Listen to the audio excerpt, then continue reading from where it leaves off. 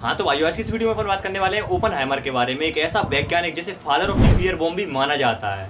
मतलब nuclear bomb बनाने में इसका काफी बड़ा हाथ था। इनका पूरा नाम जे रॉबर्ट ओपनहाइमर था, जो कि बचपन में काफी शांत स्वभाव के व्यक्ति थे। मतलब लोगों में ज्यादा घुलते मिलते नहीं थे। इन्हें एक तरह से आप डिप्रेस भी बोल सकते हो। पर डिप्रेस होने के साथ साथ ही ये पढ़ाई में काफी ज्यादा होशियार थे। ये इतने ज्यादा होशियार थे कि इन्होंने 4 साल की डिग्री को मात्र 3 साल में कर लिया था और सिर्फ 23 साल की उम्र में इन्होंने पीएचडी कर ली थी। इनका एटम बम बनाने से दूर दूर तक कोई संबंध नहीं था।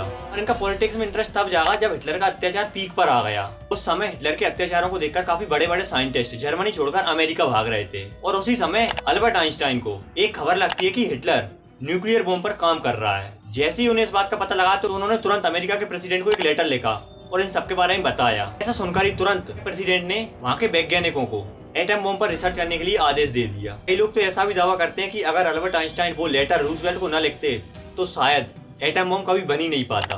तो एटम बम बनाने के लिए बड़े बड़े साइंटिस्ट की एक टीम बनाई गई, जिसे जे रॉबर्ट ओपनहाइमर लीड कर रहे थे।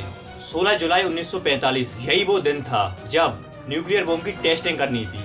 और जब इसे टेस्ट किया गया तो ओपनहाइमर के भी होश उड़ गए, क्योंकि जितने डिस्ट्रक्शन का उन्हें अंदाजा था उससे लगभग 50 गुना ज्यादा डिस्ट्रक्शन हुआ था। ये देखकर उनके मुंह से भगवत गीता की ये लाइन निकली, Now I am become death, the destroyer of worlds. और उसके कुछ समय बाद ही बिना सोचे समझे अमेरिका ने जापान के ऊपर वो न्यूक्लियर बॉम्ब फेंक दिए, जिससे लाखों लोग मारे गए और वर्ल्ड वॉर 2 खत्म हो गई। लाखों लोगों की मौत के बारे में सुनकर ओपनहाइमर को काफी दुख भी हुआ था।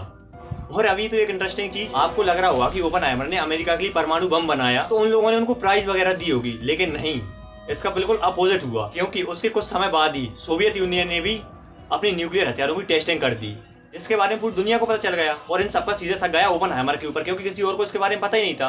तो अमेरिका वालों को लगा कि ओपनहाइमर ही वो व्यक्ति हैं जिन्होंने इसके फॉर्मूले के सीक्रेट्स को सोवियत यूनियन को बता दिया। क्योंकि उनकी जो वाइफ थी वो कम्युनिस्ट पार्टी के संपर्क में थी और उन्हें कोई भी अवार्ड मतलब कुछ भी नहीं दिया गया। इसके खिलाफ अल्बर्ट आइंस्टाइन जैसे काफी साइंटिस्ट ने आवाज भी उठाई, लेकिन सबकी आवाज को दबा दिया गया। उसके बाद कुछ सालों तक ओपनहाइमर ने अपनी शांत से बिल्कुल जिंदगी जी। उसके बाद अमेरिका के दूसरे प्रेसिडेंट बने। उन्हें पता था कि ओपनहाइमर बेकसूर है, तो उन्होंने एक साइंटिस्ट का बहुत ही अच्छा खासा अवार्ड उन्हें दिया था। लेकिन तब तक बहुत देर हो चुकी थी।